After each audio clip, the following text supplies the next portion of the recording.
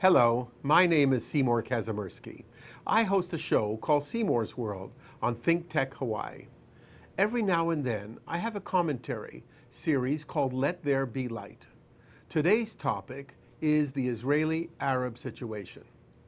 I would like to share with my friends some thoughts on this situation, in the hope that you will share with as many people as you can. I am Jewish, and I am proud of it.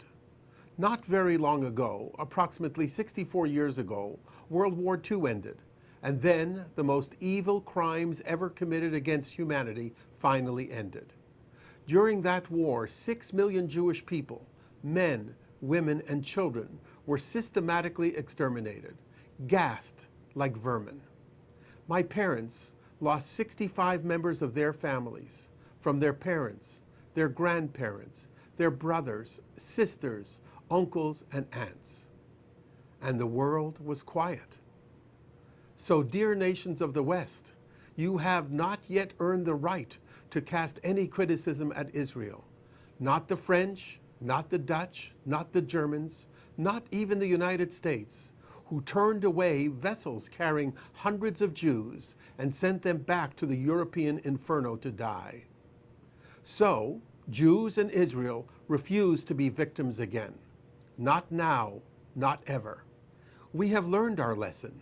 It is a cruel world out there. We will not apologize for being strong. It is the only way. It is better to be strong and hated by hypocritical anti-Semites than being weak and pitied. The descendants of those who escaped the European inferno developed the Iron Dome to protect Jews and Israel. They built a beautiful country where arts and sciences, music, medicine, and high-tech industries flourish.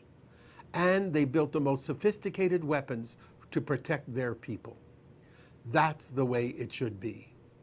Hamas must be destroyed. There is no difference between Hamas, Al-Qaeda, Hezbollah, and all other extreme Islamic organizations. They are out to destroy Israel, and then they will come after you and me. Don't forget 9/11. In 2005, Israel withdrew from the Gaza Strip.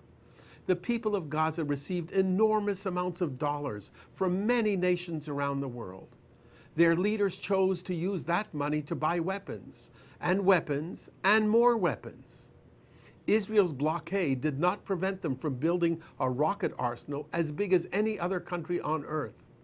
And they spent millions of dollars on building a tunnel system so that they can crawl their way into Israel, suddenly appear from the bottom of the earth, and attack the women and children of the towns along the Israeli border.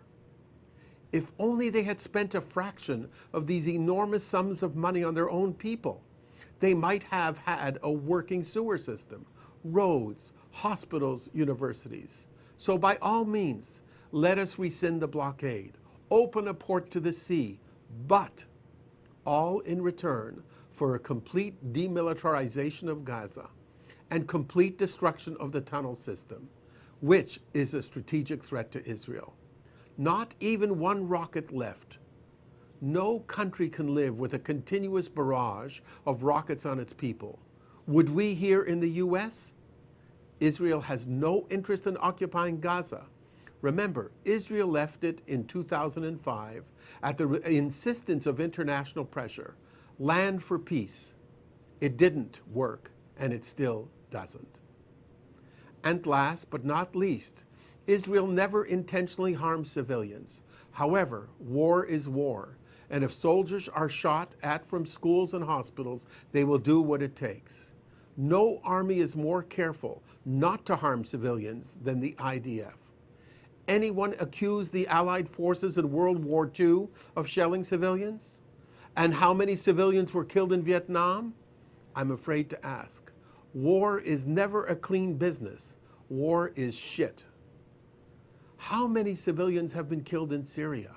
Did you see anyone demonstrating against Assad recently?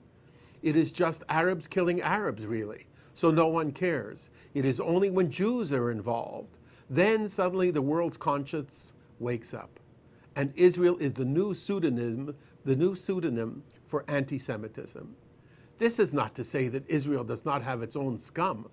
I hope that the despicable murderers of the Arab boy Muhammad Abu Qadar rot in jail for the rest of their lives. And yes, Israel needs to strive towards ending the occupation of the West Bank, even at the price of dismantling settlements. Occupation is bad for both sides, but it has to happen via negotiations with compromise from both sides. And it has little to do with what is happening in the Gaza Strip. Hamas as a military entity must be destroyed.